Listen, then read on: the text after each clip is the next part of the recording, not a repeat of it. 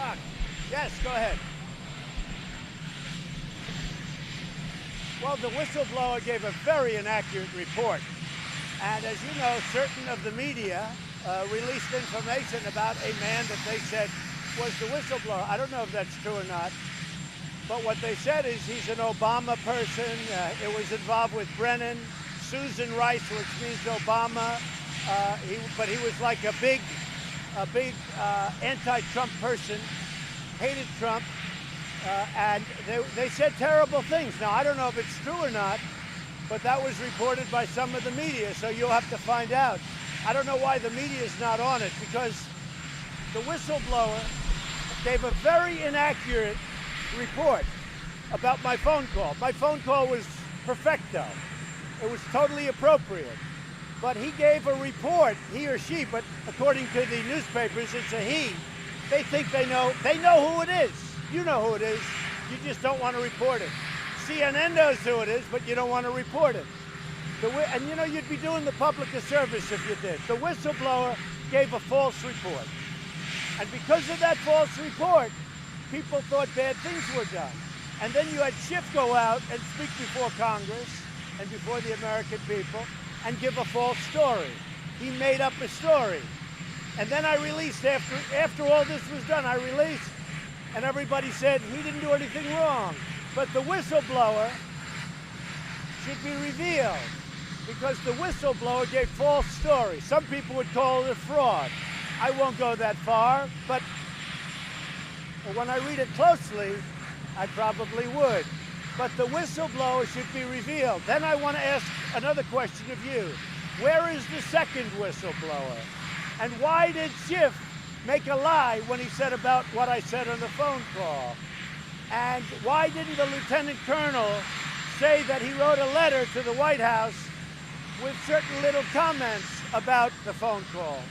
And all of those many people that listened to the phone call, why didn't they have a problem with it? Because they didn't have. Many people listened to calls between, I know that.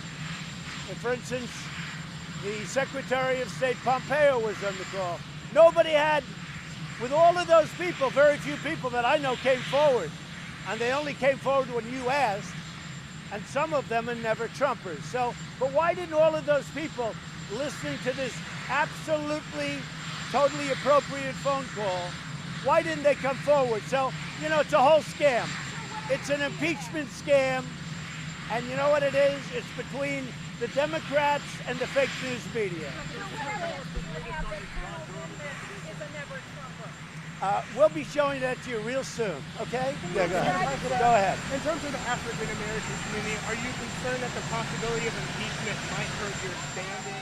No, I think I have a great standing in the African-American community, because if you look at what we've done, as you know, we have the best unemployment numbers in the history of our country for African-Americans.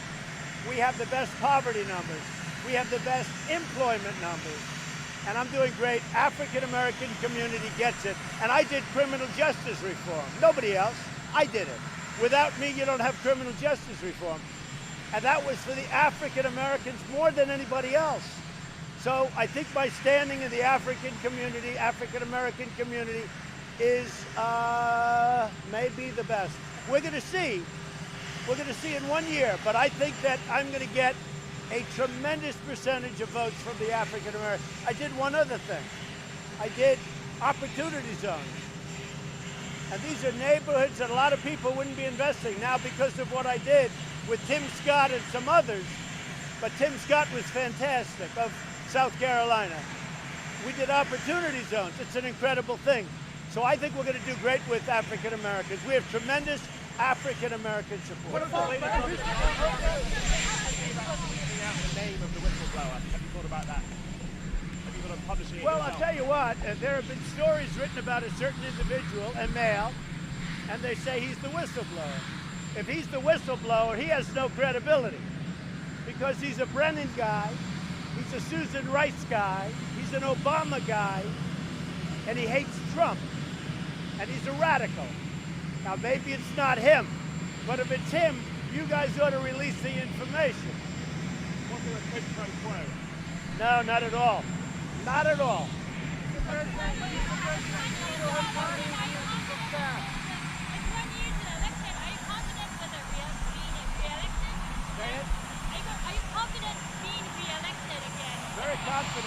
numbers are great. We're doing very well in the polls. And by the way, not that it's very important because you got elected, but the impeachment polls have been very, very strong, and especially in the swing states. I think you see that. The swing states, they don't want to hear about it. And we have polls, people don't want to hear about impeachment. The only one that wants impeachment to talk about it is the fake media and the Democrats, who basically, they work for the media. The way I look at it, the Democrats work for the media.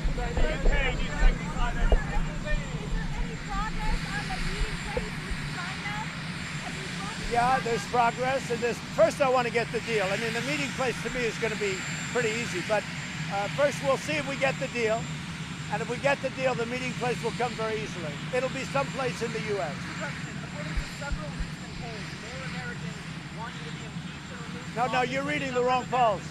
You're reading the wrong polls. You're reading. Let me just tell you, I have the real polls. I have the real polls. The CNN polls are fake. The Fox polls have always been lousy. I tell them they ought to get themselves a new pollster. But the real polls, if you look at the polls, that came out this morning, people don't want anything to do with impeachment. It's a phony scam. It's a hoax. And the whistleblower should be revealed because the whistleblower gave false information. Do you still have confidence in Mick Mulvaney?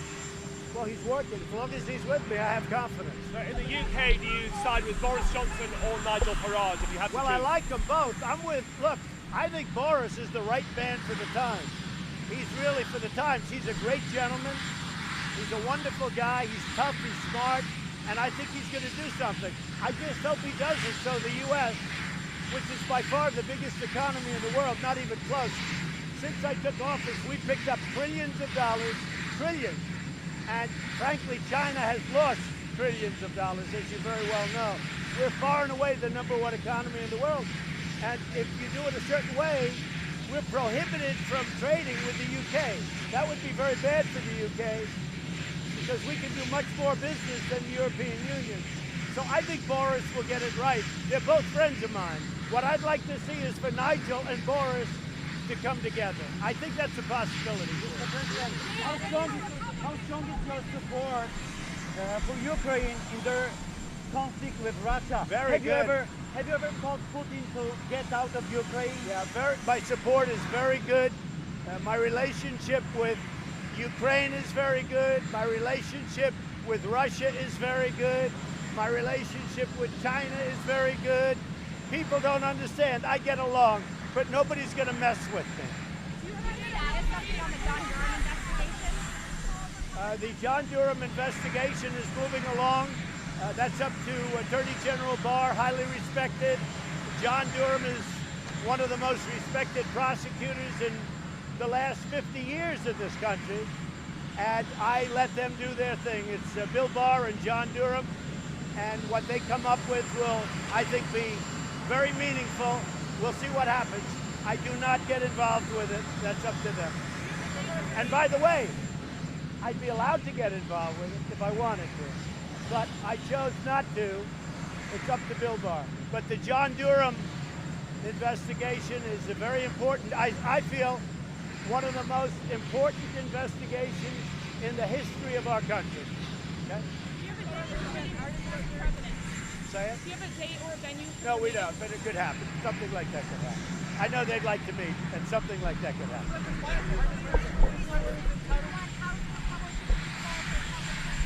I think that the House Republicans and the Senate Republicans have been incredible. I don't think there's ever been unity like we have right now. We had 195 or so votes. We didn't have one negative vote.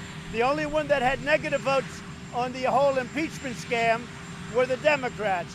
I think Nancy Pelosi has lost her mind, and I think, frankly, that she should go back home to San Francisco. If you look at what's happening to her district is going to hell with homeless, that they're not taking care of, with needles all over the street, with tents, with people, with sanitation, with horrible things being washed into the ocean, into the Pacific Ocean. I think Nancy Pelosi, her district has probably gone down more than any district disproportionately in the United States. And what she's done, for that district, and then on top of it, you got fires eating away at California every year because management is so bad. The governor doesn't know. He's like a child. He doesn't know what he's doing. And I've been telling him this for 2 years. They've got to take care of it. Every year, it's always California. It's rarely somebody else or someplace else. But Nancy Pelosi ought to go back to her district and take care of it because her district has become a mess. #1 in the country for going down. All she thinks about is impeachment, but she doesn't want to impeach. You know who wants to impeach? The people that run the party, the radical left. Why don't you go to testify, sir? And if so, That's up to him and up to the lawyers. It's really up to the lawyers. I like John Bolton. I always got along with him, but that's going to be up to the lawyers. Mr. President, there's a genuine concern there could be a government shutdown. Read the transcript. Read the transcript. But it says I have no. Read the transcript. What about a government shutdown? There's a genuine concern. Democrats believe that you will hold up funding for the government because you're so upset about impeachment. Is that something that could be a possibility? What do you say to the American people? I don't think they believe that at all. But we'll see what happens. The Democrats I call them the do-nothing Democrats. They're doing nothing. They're not getting USMCA done. Everybody wants it. Even the Democrats want it. They're not getting anything done. Even guns, they don't talk about guns. All they can do is talk about one phone call made to the president of Ukraine that was perfect. It was perfect. It was a perfect phone call. And they're hanging their hat on this one phone call. And you know what?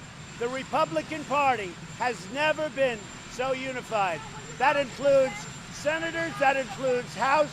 They've never been so unified. Can you commit to no government shutdown? I mean, people that are concerned, what would you say? It depends on what the negotiation. I wouldn't commit to anything. It depends on what the negotiation is, okay?